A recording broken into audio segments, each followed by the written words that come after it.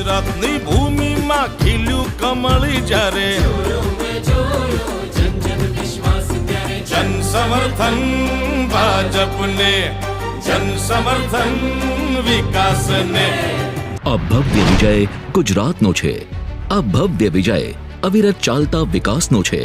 આ ભવ્ય વિજય જનતા જનાર્દનના અતૂટ વિશ્વાસનો છે. અને આ વિજય રાત દિવસ એક કરનારા અમારા દેવતુલ્ય કાર્યકર્તાઓનો છે. સ્થાનિક સ્વરાજ્યની ચૂંટણી 2026માં નકારાત્મકતાને જાકારો આપી વિકાસ પર મહોર મારવા બદલ ગુજરાતના તમામ મતદારોનો હૃદયપૂર્વક આભાર. આ જીત માત્ર મતોની નથી. આ જીત માનનીય પ્રધાનમંત્રી શ્રી નરેન્દ્રભાઈ મોદીના વિકસિત ભારતના સંકલ્પની જીત છે. જનતાએ સાબિત કર્યું છે કે તેમને પોકળ વાયદામાં નહીં, ભાજપની નક્કર કામગીરીમાં ભરોસો છે. આ વિજયના અસલી સારથી એટલે આપણા કર્મઠ કાર્યકર્તાઓ.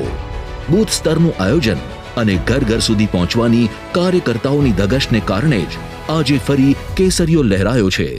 માનનીય મુખ્યમંત્રી શ્રી ભૂપેન્દ્રભાઈ પટેલ, પ્રદેશ અધ્યક્ષ શ્રી જગદીશભાઈ વિશ્વકર્મા અને નાયબ મુખ્યમંત્રી શ્રી હર્ષભાઈ સંઘવી તથા અનેક નેતાઓએ વિકાસ સંકલ્પ સભા દ્વારા જન જન સુધી પહોંચાડેલો રોડમેપ આજે સફળતામાં બદલાયો છે. યાદ રાખજો, આ માત્ર રાજકીય વિજય નથી, આ તો તુષ્ટિકરણ અને ઠગબાજોને જનતાએ આપેલો જડબાતોડ જવાબ છે. ગુજરાતની અસ્મિતા સામે આંખ ઉઠાવનારાઓને આ જનતાનો જોરદાર તમાચો છે.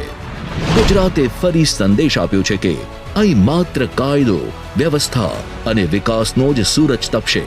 કારણ કે ગુજરાત એટલે ભાજપ અને ભાજપ એટલે ગુજરાત. આવો વિજયના ગુલાલ સાથે વિકસિત ગુજરાત માટે કટિબદ્ધ થઈએ.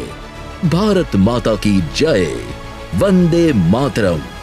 જય જય ગરવી ગુજરાત.